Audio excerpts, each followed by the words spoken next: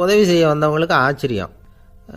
எதை தேடுறோங்கிறது தெரியாமல் இப்படி ஏன் நேரத்தை செலவழிக்கிறீங்க, நாங்கள் எப்படி உங்களுக்கு உதவ முடியும், எங்களுக்கு ஒன்றும் புரியலையே அப்படின்ட்டுருக்காங்க. சரி, உங்களை திருப்தி பண்ணுறதுக்காக சொல்கிறேன். ஒரு குண்டூசி தொலைஞ்சி போச்சு, அதை தேடுறேன் அப்படின்னாங்களாம் அந்த அம்மா.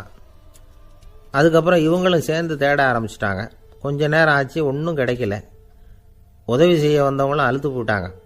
அப்புறம் கேட்டாங்க, இதை பாருங்கம்மா, இது ரொம்பவும் பெரிய தெரு, அகலமான தெரு, அதனால் குறிப்பாக நீங்கள் எந்த இடத்துல அந்த குண்டூசியை தொலைச்சிங்க அதை சொல்ல முடியுமான்னாங்களாம். இதுக்கு அந்த அம்மா, நீங்கள் மறுபடியும் அர்த்தமில்லாத கேள்வியை கேட்குறீங்க, உங்கள் கேள்விக்கும் நான் தேடுறதுக்கும் என்ன சம்மந்தம்னாங்களாம். இதை கேட்டதும் அவங்க ஒரு மாதிரி ஆயிட்டாங்க. என்னம்மா நீங்கள் பைத்தியம் மாதிரி பேசுகிறீங்க அப்படின்னாங்களாம். சரி, உங்களை மறுபடியும் திருப்திப்படுத்துறதுக்காக சொல்கிறேன், அதை நான் எங்கள் வீட்டில் தொலைச்சுட்டேன் அப்படின்னாங்களாம். அப்புறம் எதுக்காக இங்கே வந்து தேடிட்டு இருக்கிறீங்க அப்படின்னு கேட்டிருக்காங்க. ஏன்னா இங்கே தான் வெளிச்சம் அதிகமாக இருக்குது, அங்கே வீட்டுக்குள்ளே இருட்டாக இருக்குது, அதனால் இங்கே வந்து தேடுறேன், வெளிச்சம் உள்ள இடத்துல தானே தேட முடியும் அப்படின்னாங்களாம் அந்த ஞானி.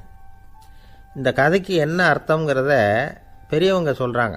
அதாவது இந்த தேடுதல்ங்கிறது ஒரு வியாதி. அது நம்ம சதா அலைய வைக்கும், பைத்தியமாக மாற்றுறதுக்கு முயற்சி பண்ணோம். ஒரு காலம் அது நிறைவு அடையவே அடையாது. வாழ்வுங்கிறது ஒரு புரிந்து கொள்ள முடியாத சதா இயங்கி கொண்டிருக்கிற ஒரு செயல். அதுக்கு ஆரம்பமும் இல்லை, முடிவும் கிடையாது. எதையோ தேடணும் அப்படிங்கிற உந்துதல் நமக்குள்ளே இருக்கும், ஆனால் குறிப்பாக எதை தேடிட்டு இருக்கிறோம் அப்படிங்கிறது புரியாது. அப்படி ஏதாவது ஒன்றை தேடி அடைஞ்சிடுறோம்னு வச்சுக்கோங்க, உடனே ஒரு அதிருப்தி வந்துடும். அதனால் வாழ்க்கைங்கிறது சலிப்பு நிறைந்தது அப்படிங்கிற எண்ணத்தை உண்டாக்கிக்கிறோம். ஒன்று அடைஞ்சதுக்கு அப்புறம் இன்னொன்று தேட ஆரம்பிச்சிருவோம். ஆக இந்த தேடல்ங்கிறது நாம் ஒன்று அடைஞ்சாலும் அடையாவிட்டாலும் தொடர்ந்து நடந்துக்கிட்டு தான் இருக்கும். இதுக்கு முடிவே கிடையாது. இந்த உண்மையை நாம் நல்லா புரிஞ்சுக்கணும் அப்படிங்கிறது பெரியவங்களுடைய கருத்து. ஏழையும் தேடுறான், பணக்காரனும் தேடுறான், நோயாளியும் தேடுறான், நோய் இல்லாதவனும் தேடுறான், அதிகாரம் உள்ளவனும் தேடுறான், அதிகாரம் இல்லாதவனும் தேடுறான், முட்டாளும் தேடுறான், அறிவாளியும் தேடுறான். ஆனால் யாரும் இதை தான் தேடி சாதிக்க போகிறோம், இதுதான் முடிவு அப்படின்னு திட்டவட்டமாக சொன்னதில்லை. ஒன்று அடைஞ்சதும் இன்னொன்று தேட ஆரம்பிச்சிடுறாங்க, அவ்வளோதான். அதாவது உங்களின் தேடுபவர் உங்கள் உள்ளேதான் இருக்கிறார், அவரை தேடி கண்டுபிடியுங்கள். இதுதான் ஞானிகள் நமக்கு சொல்லுகிற ஒரு ஆலோசனை. நம்மால் ஒருத்தன் ஜெயிலில் இருந்தான். இன்னொரு கைதி அவனை பார்த்து கேட்டான், ஏன்பா உன்னை பார்க்குறதுக்கு வெளியிலேருந்து யாருமே இங்கே வர்றது இல்லையே, உனக்கு சொந்தக்காரங்களே கிடையாதா அப்படின்னு கேட்டானா. ஏன் இல்லை, எனக்கு சொந்தக்காரங்க நிறைய பேர் உண்டு, அவங்க என்னை பார்க்க வராததுக்கு காரணம் வேற அப்படின்ட்டுருக்கான் இவன். என்ன காரணம்னு கேட்டான் அவன். அதுக்கு இவன் சொன்னானா, அதுக்கு என்ன காரணம்னா அவங்க எல்லாரும் இங்கே உள்ளேயே இருக்கிறாங்க அப்படின்னானா. ஒரு சீன தேசத்து அரசர் இருந்தார். அவருக்கு வயசாயிட்டுது. அவருக்கு அடுத்தபடியாக அவருடைய புள்ள பட்டத்துக்கு வரணும், ஆட்சி பொறுப்பை ஏற்றுக்கணும். ஒரு நல்ல தலைவனுக்கு இருக்க வேண்டிய பண்புகள்லாம் தன்னுடைய மகனுக்கு இருக்கணும்னு விரும்பினார் அந்த அரசர். அதனால் இளவரசனை பக்கத்தில் இருந்த ஒரு குரு கிட்ட அனுப்புனார். இளவரசன் அவர்கிட்ட போய் சேர்ந்தான்.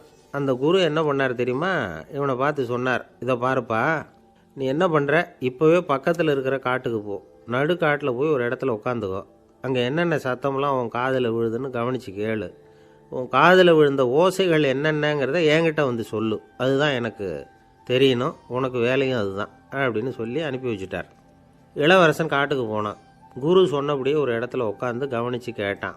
அதுக்கப்புறம் குருக்கிட்ட திரும்பி வந்தான். என்னென்ன சத்தம்லாம் கேட்ட அப்படின்னு கேட்டார் குரு. குருவே, காட்டில் நான் பறவைகள் சத்தம்லாம் கேட்டேன், மிருகங்களின் ஓசையையும் கேட்டேன், இதை தவிர இடி மின்னல் மழை இதுகளோட சத்தத்தையும் கேட்டேன் அப்படின்னா. குரு யோசனை பண்ணார், நீ இன்னமும் சரியாக கேட்கல, அதனால் மறுபடியும் காட்டுக்கு போ, கொஞ்ச நாள் தங்கியிருந்து கேட்டுட்டு வா அப்படின்னார். இளவரசனுக்கு ஒன்றும் புரியல. இருந்தாலும் குருவின் கட்டளையாச்சே, மறுக்க முடியுமா? உடனே அவன் மறுபடியும் காட்டுக்கு போனான். ஒரு இடத்துல உட்காந்தான். கொஞ்ச நேரம் உன்னிப்பாக கவனித்து கேட்டான். சில நாள் கழித்து குருக்கிட்ட திரும்பி வந்தான். குருவே, இந்த தடவை சில துல்லியமான சத்தங்களை எல்லாம் கேட்டான். தேனீ பறக்கிற சத்தம், நீரோடையின் மெல்லிய ஓசை, இதெல்லாம் கேட்டேன்னா. குரு சிரித்தார். நீ மறுபடியும் காட்டுக்கு போ, இன்னும் சில நாள் அங்கே இரு, முழுமையாக கவனமாக கேட்டுக்கிட்டு வா அப்படின்னு சொல்லி அனுப்பி வச்சுட்டார். இளவரசனுக்கு குழப்பம் அதிகமாயிட்டுது. ஒன்றுமே புரியல. மறுபடியும் காட்டுக்கு போனான். மௌனமாக ஒரு இடத்துல உட்காந்துட்டான். அப்படியே தியானத்தில் ஆழ்ந்துட்டான். சில நாளில் அவனுக்கு இதுவரை கேட்காத ஓசைகள்லாம் கேட்க ஆரம்பிச்சிட்டுது. இதைத்தான் நான் கேட்கணும்னு என்னுடைய குரு எதிர்பார்த்துருக்கிறாருங்கிறத புரிஞ்சுக்கிட்டான். உடனே குரு கிட்ட ஓடனான். குருவே, இந்த தடவை காதுகளுக்கு கேட்க முடியாத சில ஓசைகளை கூட என்னால் உணர முடிஞ்சுது.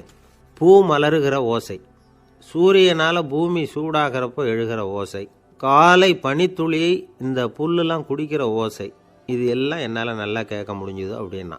குருவுக்கு இப்போ தான் திருப்தி ஏற்பட்டு தான் இளவரசனை பார்த்து சொன்னார், இதை பாருப்பா, இப்போ தான் நாட்டை ஆளுகிற தகுதி உனக்கு வந்திருக்குது அப்படின்னு சொல்லி அதுக்கு விளக்கமும் கொடுத்தாராம். எந்த அரசன் தன்னுடைய மக்களின் இதயம் பேசுகிற மௌன மொழியை, மௌன வார்த்தைகளை கேட்குறானோ அவன்தான் ஆள தகுதி உள்ளவன். எந்த அரசன் தன்னுடைய மக்களின் உணர்ச்சிகளை உண்மையாக உணர்றானோ அவன்தான் முதன்மையான அரசன். போலி வார்த்தைகளை மட்டும் கேட்டுட்டு பல மௌன ராகங்களை காதில் வாங்கிக்காதவன் அரசனே இல்லை. எந்த நாட்டில் எப்போ ஒரு அரசன் தன்னுடைய மக்களின் உணர்ச்சிகளை கேட்க மறுக்கிறானோ அன்னையிலேருந்தே அந்த நாடு அழிய தொடங்குது அப்படின்னு அர்த்தம். இதுதான் அந்த குரு இளவரசனுக்கு போதிச்சது. வாயால் பேசுகிறத மட்டும் கேட்டு ஏமாறக்கூடாது, உணர்ச்சிகளையும் கேட்கறதுல தான் மனப்பக்குவம் உண்டாகும். மக்கள் உணர்ச்சிகளை புரிந்து கொள்ளாத அரசர்கள் நீடிச்சிருக்க முடியாது. அது மாதிரி நாடுகளில் அடிக்கடி குழப்பம் தான் உண்டாகும். அப்படி இருந்தால் அடிக்கடி ஆட்சி மாறிக்கிட்டு இருக்கும். அப்படிப்பட்ட ஒரு தேசம், அங்கே ஒரு சிறைச்சாலையில் 3 கைதிகள் பேசிக்கிட்டு இருந்தாங்க. ஒருத்தன் சொன்னான், நான் இந்த நாட்டு ராஜாவை எதிர்த்து பேசிக்கிட்டு இருந்தேன், அதனால் என்னை பிடிச்சி கொண்டாந்து இங்கே போட்டுட்டாங்க அப்படின்னு நான் ஒருத்தன். இன்னொருத்தன் சொன்னான், நான் இந்த நாட்டு ராஜாவை ஆதரித்து பேசிக்கிட்டு இருந்தேன், அதனால் என்னை பிடிச்சி கொண்டாந்து இங்கே தள்ளிவிட்டாங்க அப்படின்னா. அது சரி, நீ என்ன தப்பு பண்ண அப்படின்னு சொல்லி 3வது ஆளை பார்த்து இவங்க கேட்டாங்க. அதுக்கு அந்த ஆள் சொல்கிறான், நான் தான் இந்த நாட்டு ராஜா அப்படின்னானா. ஒரு ஆசாமி வேகமாக ஓடிக்கிட்டு இருந்தான். ஏன் இப்படி ஓடுறேன்னு கேட்டார் இன்னொருத்தர். அங்கே ஒரு ஆள் அடிபட்டு கிடக்கிறான், அதை பார்த்தேன், உடனே ஓடுறேன்னா. எங்கேன்னு கேட்டார். ஆஸ்பத்திரிக்குன்னா. ஒரு ஆள் அடிபட்டு கிடக்கிறத பார்த்தா உடனடியாக நாம் செய்ய வேண்டியது முதல் உதவி, அதுக்கப்புறம் தான் ஆஸ்பத்திரி. இன்றைக்கி விபத்துங்கிறது சர்வசாதாரணமாக நடந்துக்கிட்டு இருக்குது. வாகன விபத்து, வெடிகுண்டு விபத்து, தீ விபத்து, கட்டடம் சரியறது, பூகம்பம், இப்படி நிறைய நடக்குது. ஒரு விபத்தை பார்த்துட்டா நம்மளில் பல பேர் நமக்கு என்னத்துக்கு வம்புன்னு ஒதுங்கி போயிடுறதும் உண்டு. சில பேர் துணிஞ்சு கிட்ட போய் உதவி செய்கிறதும் உண்டு. அப்படி உதவி செய்ய நினைக்கிறவங்களுக்கு உபயோகப்படுற தகவல் இது. விபத்தில் காயமடைஞ்சவங்களை 3 பிரிவாக பிரிக்கலாமா. முதல் வகை கொஞ்சம் சீரியஸானது, உயிருக்கு உடனே ஆபத்து தரக்கூடியது. மூளை காயம், முகம், கழுத்து காயங்கள், இருதயம், நுரையீரல் காயங்கள், வயத்தில் உள்ளுறுப்பு காயங்கள், அதிகப்படியான இரத்தப்போக்கு, இதனால எல்லாம் பாதிக்கப்பட்டிருந்தால் அது முதல் வகை அப்படின்னு நாமளே மனசுக்குள்ளே முடிவு பண்ணிக்கணும். இவங்களுக்கெல்லாம் உடனடியாக முதல் உதவி கொடுக்கணும். தாமதப்படுத்தாமல் ஆஸ்பத்திரிக்கு கொண்டுகிட்டு போயிடணும். இப்படி கொஞ்சம் எச்சரிக்கையாக நடந்துக்கிட்டால் அவங்களில் பல பேரை காப்பாற்றி போடலாம். 2வது வகை எப்படின்னா, முதல் உதவி விரைவாக கிடைச்சா உயிர் பிழைக்கக்கூடிய மார்பு காயங்கள், கைகால் எலும்பு முறிவு, இடுப்பு முதுகெலும்பு காயம், சீரான இரத்த சேதம், இப்படிப்பட்டவங்களை 2வது வகையாக பிரிக்கணும். ஆபத்து இல்லாத சிராய்ப்புகள், சிறு காயங்கள், இரத்த உறைவுகள், இதனால் பாதிக்கப்படுறவங்க 3வது வகை. ஒருத்தர் தலையில் அடிபட்டு நினைவு இழந்துட்டார்னு வச்சுங்க, அவருக்கு வாந்தி வர்றதுனால புறையேறி மூச்சு அடைப்பு உண்டாகும். இப்படி ஆகாமல் இருக்கிறதுக்காக தலையை ஒரு பக்கமாக சாய்ச்சி வைக்கலாம். நாடி துடிப்பையும் இதய துடிப்பையும் தொட்டு பார்க்கணும். அது குறைஞ்சிருந்தாலும் சரி, நின்று இருந்தாலும் சரி, அவர் மார்பை நிமிஷத்துக்கு 80 தடவை உள்ளங்கையால் அழுத்தி இதய துடிப்பை மீட்கிறதுக்கு உதவி பண்ணணும். கழுத்தில் காயம்பட்டாலும் ஆபத்து அதிகம். கழுத்துக்கு அடியில் ஒரு துண்டை மடித்து வைக்கலாம். 2 பக்கமும் சின்ன தலையணை அல்லது துணி மடிப்புகளை வச்சு கழுத்தை அதிகமாக அசையாமல் பார்த்துக்கலாம். முதுகெலும்பு முறிஞ்சிருக்குமோ அப்படிங்கிற சந்தேகம் இருந்ததுன்னா அவரை அதிகமாக அசைய விடக்கூடாது. அதிகமாக அசைஞ்சால் தண்டு இடத்துல பாதிப்பு ஏற்பட்டு கைகால் விளங்காமல் போயிடும். அவரை ஒரு கனமான போர்வை இல்லைன்னா பாயில் படுக்க வச்சு 4 பேர் மெதுவாக தூக்கி மருத்துவ உதவிக்கு அனுப்பி வைக்கலாம். கையெலும்பு முறிஞ்சிருந்தால் முறிஞ்ச பாகத்தை உடம்போடு சேர்த்து அசையாமல் கட்டி போடலாம். கால் எலும்பு முறிஞ்சிருந்தால் மற்ற காலோடு சேர்த்து கட்டி போடலாம். முறிஞ்ச பாகம் தொங்காமல் பார்த்துக்கணும், அப்போ தான் வீக்கம் உண்டாகாமல் இருக்கும். வெட்டு காயம், குண்டடிப்பட்ட காயம், இதிலெல்லாம் ரத்தப்போக்கு அதிகமாக இருக்கும். ரத்தம் வெளியேற ஆபத்து அதிகம். சுத்தமான துணியை பல மடிப்புகளை மடித்து காயத்தின் மேலே வச்சு அழுத்தமாக ஒரு 10 நிமிஷம் பிடிச்சிக்கணும்.